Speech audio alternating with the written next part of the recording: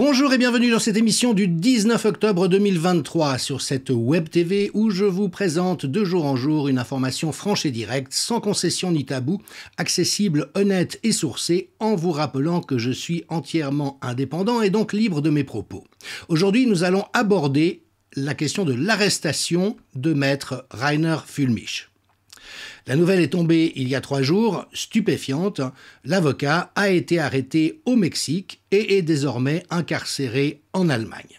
Alors je pense que tout le monde connaît ou a entendu parler de Rainer Füllmich, c'est donc cet avocat allemand disposant également d'un droit de pratique aux États-Unis, qui s'est distingué par des victoires judiciaires contre des géants comme Volkswagen et la Deutsche Bank dans le cadre de class action, c'est-à-dire de plaintes collectives, et qui très tôt, dès le mois de juillet 2020, a mis sur pied un comité d'enquête autour du coronavirus en convoquant quelques-uns des meilleurs experts dans leur domaine pour dresser un portrait exhaustif de ce dont il est question et de la dérive en cours, de sorte également à constituer un dossier qui pourrait, le moment venu, servir à des plaintes judiciaires contre nos différentes autorités politiques et sanitaires.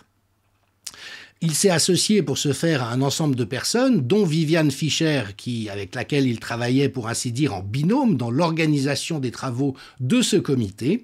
Et donc, il y a déjà plus d'une année, en septembre 2022, on a effectivement eu vent d'un clash entre les deux avocats, puisque Viviane Fischer a annoncé que Rainer Füllmich aurait détourné la somme de 1,35 million d'euros, et donc, voilà, le lien de confiance a été rompu entre les deux. Et Rainer Füllmich s'est exprimé tout récemment au sujet de ce différend, en disant que, en substance, c'était difficile pour lui de travailler avec Viviane Fischer, qu'il trouvait extrêmement désorganisée et qu'il avait eu l'impression de devoir un peu tout faire par lui-même. Il a invoqué l'opposition contrôlée en disant qu'évidemment qu'un organisme indépendant comme le comité qu'il a mis sur pied ne pouvait qu'attirer l'attention des pouvoirs en place et être l'objet de noyautage et d'infiltration, et que par ailleurs il démentait catégoriquement les accusations qui étaient portées contre lui en disant qu'il n'avait pas touché un centime au titre de son travail dans le comité en question, qu'il continuait sa pratique d'avocat et qu'il l'avait continué pendant 3 ans, et que ça, bien sûr, ça lui procurait des honoraires, mais qu'il n'avait jamais touché personnellement le moindre centime. C'est vrai aussi que l'étude de maître Füllmich a pris en charge l'organisation et la gestion de tous ses travaux, et notamment de l'interface avec le public. Et donc, Rainer Füllmich avait, suite à la brouille avec Viviane Fischer, créé un propre comité d'investigation point law, et les choses en étaient là. Et nous avons appris, donc il y a quelques jours, que Rainer Füllmich a été arrêté au Mexique dans des conditions rocambolesques, puis, en quelque sorte, ramené en Allemagne, mais c'est là où il faut entrer dans le détail des choses. Alors, il est défendu par des avocates qui travaillaient avec lui dans le cadre de cette commission, notamment Dagmar Schön et Katja Wörmer.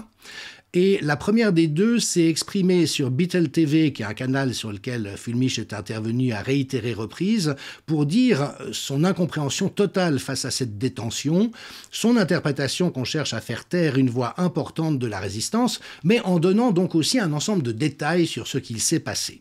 Alors que savons-nous des faits aujourd'hui ? Il se trouve que les passeports de Rainer Füllmich et de son épouse ont été volés alors qu'il était en voyage au Mexique. Et donc, ils se sont rendus, les deux, à l'ambassade d'Allemagne pour se faire établir de nouveaux papiers et pouvoir voyager vers leur domicile californien, étant donné que Rainer Füllmich partage sa vie entre l'Allemagne et la Californie.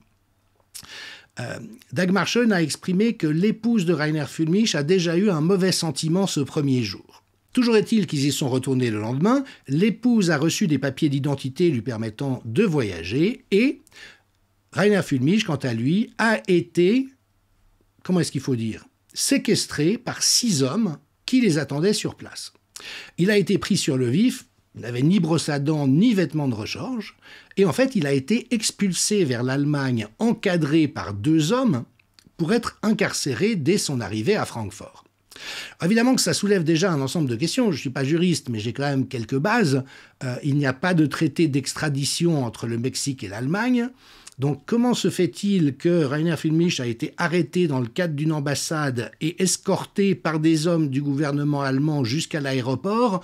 Il y a déjà quelque chose qui demandera à être clarifié. On a appris entre-temps que le gouvernement allemand avait pris un mandat d'arrêt contre Rainer Füllmich au mois de mars de cette année et qui s'était traduit également en un mandat d'arrêt européen au mois de mai, ce dont Rainer Füllmich n'était pas informé. Alors l'accusation, sur quoi porte-t-elle? Ça serait un détournement de fonds à hauteur de 1 350 000 €, c'est ce qu'affirme Viviane Fischer. Il y a un acte d'accusation de 30 pages rédigé, semble-t-il, par 3 ex-associés ayant fait partie du comité d'investigation. Et voilà, le chef d'accusation principal est l'abus de confiance présumé.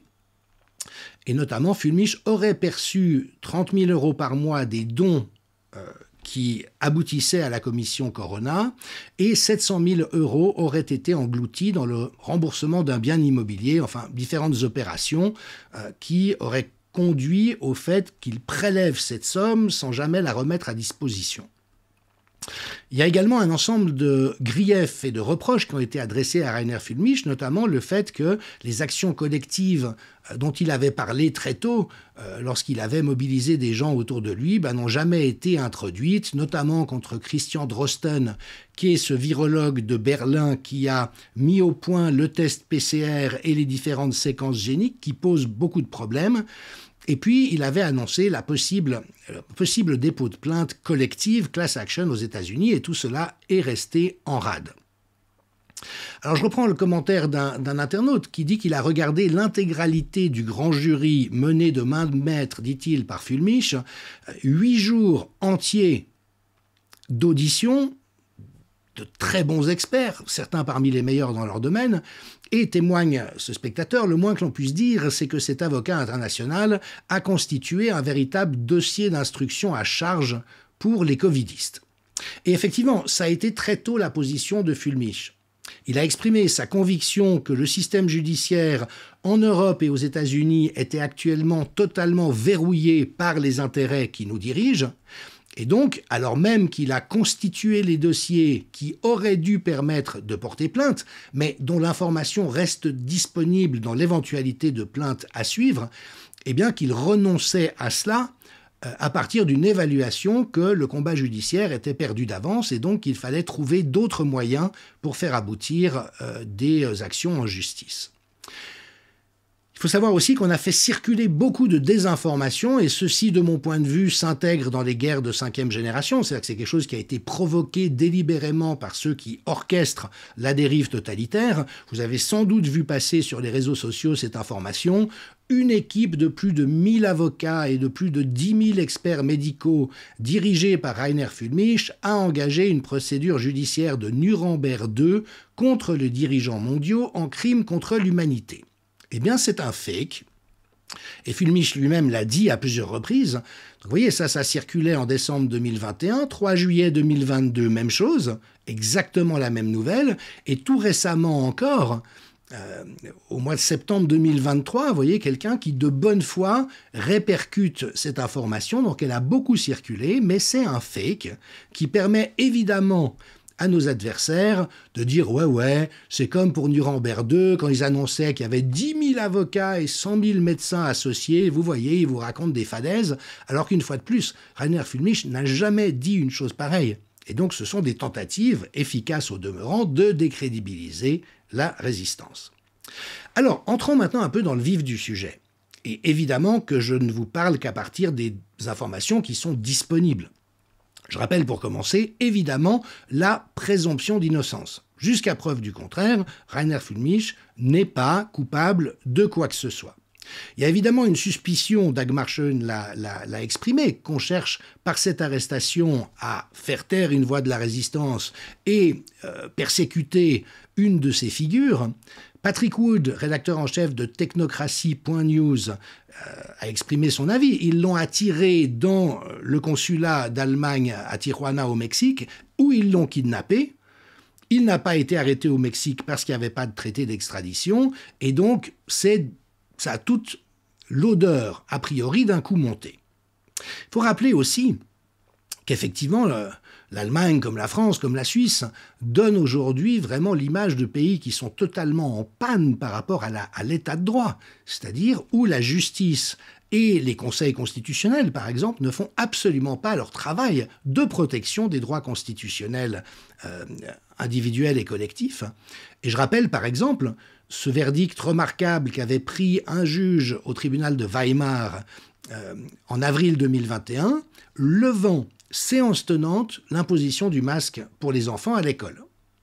Et je le sais parce que je faisais partie d'une démarche similaire à Genève au même moment, et ici, le juge s'est réfugié derrière l'avis de l'OMS et de l'Office fédéral de la santé publique en disant « Moi, juge, je ne peux pas aller à l'encontre des recommandations de ces organismes », alors que le juge allemand en question, lui, a auditionné des experts, a lu les articles scientifiques, est arrivé à la conclusion qu'il n'y avait aucune raison d'infliger cette maltraitance aux enfants, et donc l'a fait suspendre immédiatement. Dans la semaine qui ont suivi, il a été victime de 5 perquisitions policières à son domicile, où toutes ces affaires ont été saisies, comme cela est arrivé à maître Virginie de Aurorica en France, et il a, au mois d'août 2023, été suspendu pour 2 ans pour avoir pris cette décision. Donc vous voyez, la possibilité de faire aboutir des actions en justice, et évidemment qu'il y a des précédents, on pense tous à Julian Assange, qu'on avait accusé de viol dans un premier temps. Cette information, évidemment, s'est avérée totalement non crédible. Mais non seulement ça, la plainte déposée par les États-Unis contre lui, comme quoi il aurait mis en danger des informateurs et des agents, ce qui est la seule raison, en dehors de la dénonciation de crimes de guerre, mais qui n'est pas un délit à ce qu'on sache, pour lequel il est encore incarcéré et torturé, a été démontée. On a montré qu'il y avait eu une subornation de témoins et qu'un témoin clé de cette accusation les avait portés en échange d'une immunité judiciaire et donc que toute l'affaire est une fraude. Et puis, il y a une question de bon sens qui est posée dans ce tweet. On disait, mais croyez-vous vraiment que cet homme qui a gagné un procès contre la Bundesbank et contre Volkswagen se serait amusé à détourner des dons pour s'enrichir ? Ça paraît effectivement un peu suspect. Cela dit, aucun d'entre nous n'en sait rien. Il y a 3 hypothèses sur la table et c'est l'occasion pour moi de rappeler combien il est important de travailler par hypothèse. La première hypothèse, c'est que Rainer Füllmich, de manière stupéfiante, s'est effectivement livré à des détournements de fonds. Ça n'est pas impossible. Enfin, c'est de loin pas l'hypothèse la plus plausible. La seconde, c'est que c'est un coup monté. C'est une hypothèse qui est possible et qui est plausible. Et puis, il y en a une autre qu'il convient d'aborder, alors en sachant que Maître de Aurorica, qui a participé aux travaux du comité Corona de Füllmich, non pas en tant que membre de l'équipe, mais elle a été régulièrement auditionnée parce que notamment elle a déposé de nombreuses plaintes en justice qui évidemment n'ont pas abouti en dépit de leur pertinence et de leur qualité. Et elle dit, voilà, je ne peux pas dire ce qu'il en est, mais toutefois, il s'est avéré qu'il y avait de gros risques que les fonds de l'association en question soient gelés par l'État allemand. Comme on l'a vu, on se souvient comment la cagnotte pour le film Hold Up a été supprimée, comment une cagnotte pour un gilet jaune qui avait besoin de se défendre en justice a été supprimée. Donc, il y aurait eu un risque sur les finances. Et à ce moment-là, différents arrangements ont été pris. On évoque l'achat de lingots d'or, on évoque le fait d'affecter des fonds contre reconnaissance de dette dans une hypothèque immobilière de Rainer Füllmich. Et donc, voilà, on ne sait pas. Mais toujours est-il que Maître de Aurorica relève qu'il est étonnant que les comptes de l'association aient été validés chaque année sans que personne ne s'y oppose. La gestion du patrimoine avait été organisée conjointement par les différents membres du comité. Et il semble par ailleurs que les fonds figurent encore sur le compte d'un des 3 plaignants.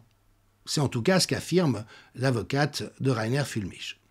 Donc voilà, nous y verrons plus clair, mais la 3e hypothèse, c'est qu'effectivement, à la faveur d'un enjeu compliqué de placement pour sécuriser ces fonds, un coup monté a été organisé pour induire Fulmich en erreur et pouvoir après l'accuser d'avoir cherché à détourner des fonds alors que ça n'était pas l'intention, ayant présidé à certaines opérations qui ont pu avoir lieu. Donc voilà les 3 hypothèses en présence.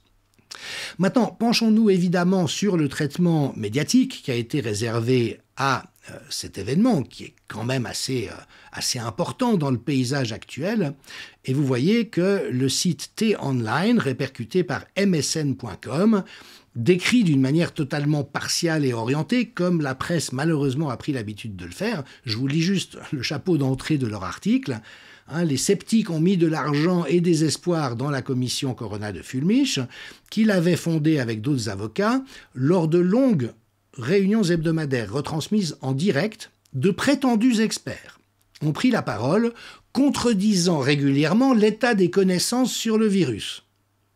Les téléspectateurs inquiets ont vu leurs doutes confirmés et ont répondu avec reconnaissance aux appels aux dons des créateurs. La commission Corona est ainsi manifestement devenue une machine à imprimer de l'argent. Alors je vous rappelle, ça c'est un média, donc c'est des journalistes professionnels soumis à la charte de Munich qui pondent, excusez mon français, une merde pareille. Donc bon, on voit qu'effectivement la communication de la doxa du Covid arrive tout de suite. Ce qu'ils décrivent est une hypothèse, mais c'est la moins probable de toutes celles que nous avons sur le tapis. Il souligne plus loin dans l'article, Fulmich a toutefois déjà été condamné par contumace ces derniers mois à Göttingen pour de multiples insultes et incitations à la haine. Ok. Pour l'instant, les insultes et les incitations à la haine, moi je les ai surtout senties être adressées aux soi-disant coronasceptiques, anti-vax et autres complotistes. Nous, on a été soumis à un bombardement de haine et d'insultes de la part des médias mainstream et des responsables politiques. Ça, j'ai pas l'impression que ça ait dérangé grand monde. Mais regardez ce dont il est question. Disent les journalistes, enfin, tous les guillemets d'usage, se référant à l'Holocauste, Fulmich avait déclaré « Ce n'est pas Hitler seul qui a fait ça, c'était le système financier anglo-américain ». Bah oui, c'est un fait historique. Effectivement, un ensemble de dynasties américaines, dont les Rockefeller et les Bush, ont été parmi les principaux financeurs de l'Allemagne hitlérienne. Donc, là, on est dans ce révisionnisme d'État. Si dire un fait historique, c'est être condamné, un motif de condamnation pour incitation à la haine, bon, il avait aussi qualifié les scientifiques de tueurs de masse et accusé les juges de Francfort de déformer la loi en citant leur nom. Donc, manifestement, ça n'a pas passé auprès de ces magistrats. Enfin, on rappellera qu'à travers l'histoire, les magistrats ont cautionné toutes les dérives possibles et imaginables. Et donc l'article conclut, dans le milieu judiciaire et journalistique, on se moque des déclarations de Fulmich. En Allemagne, Fulmich, le juriste, est considéré par une grande partie de ses anciens soutiens comme un simple affairiste. Même l'activiste et avocat Markus Heinz, connecté à la scène Querdenker, a contredit le rôle de victime de Fulmich auprès d'un YouTuber. Ne commencez pas à parler de persécution politique maintenant, je ne vois pas cela d'après tout ce que je sais de cette affaire. Donc la cause semble entendue, en tout cas dans l'esprit des journalistes et de ceux dont ils communiquent les intentions. Et effectivement, un site allemand, Correctiv, donc c'est l'équivalent des fact-checkers en France, vous voyez. Il dit comment les coronasceptiques, ou plutôt les coronanégationnistes, ont créé un réseau à travers toute l'Europe. Et là, on retrouve la même rhétorique, avec le même lexique que les articles détestables de la radio-télévision belge de langue française contre ceux qui s'opposent aux dérives pédophiles en milieu scolaire. Écoutons, ils voyagent à travers l'Europe, ce qui est très répréhensible, surtout quand on est un avocat ou un médecin avec toute une carrière derrière soi, organisent des manifestations, ce qui est légal à ce que je sache, tiennent des conférences sur YouTube et se regroupent en alliances. Depuis le début de la pandémie, quelques personnages hauts en couleur de la scène négationniste, attendez, parce que Gilbert Deray, Karine Lacombe, Olivier Véran, c'est pas des gens hauts en couleur, peut-être dans la crapulerie et le mensonge, tentent de mettre en place un réseau international qui veut reconquérir une liberté que l'on croyait perdue. On vous a fait croire que vous aviez perdu des libertés. Mais quel est leur degré d'interconnexion? Comme l'article de la RTBF. qui décrit une trentaine de personnes, dont certaines ont eu des échanges parfois fugaces et d'autres pas du tout, en disant « Regardez le réseau interconnecté de ceux qui veulent mettre en échec l'éducation sexuelle dès le berceau à l'école. » Donc voilà ce qu'on peut en dire aujourd'hui. Alors une nouvelle fois, je garde toutes les hypothèses ouvertes en conclusion, mais enfin, je dirais que s'il fallait évaluer les probabilités, on serait à 98 ou 99% de chances d'une action orientée et partiale contre quelqu'un qui a vraiment dérangé en dévoilant autant de réalités. Et celles et ceux qui le souhaitent peuvent envoyer une carte postale de soutien à l'adresse qui s'affiche actuellement, qui a été retransmise par Bitel TV. Voilà, si vous appréciez les émissions que nous proposons sur ce canal, n'hésitez pas à nous soutenir. Soutenez-nous pour que nous puissions continuer à vous soutenir. Nous sommes totalement indépendants. Il existe des formules d'abonnement à partir de 1 € par mois. Il est possible également de faire une donation du montant de votre choix, de sorte à ce que nous puissions continuer à proposer ce qui devrait être un travail journalistique si les journalistes faisaient leur travail, et donc préserver la possibilité de la circulation d'une information honnête sur les quelques réseaux sociaux qui l'autorisent. Merci.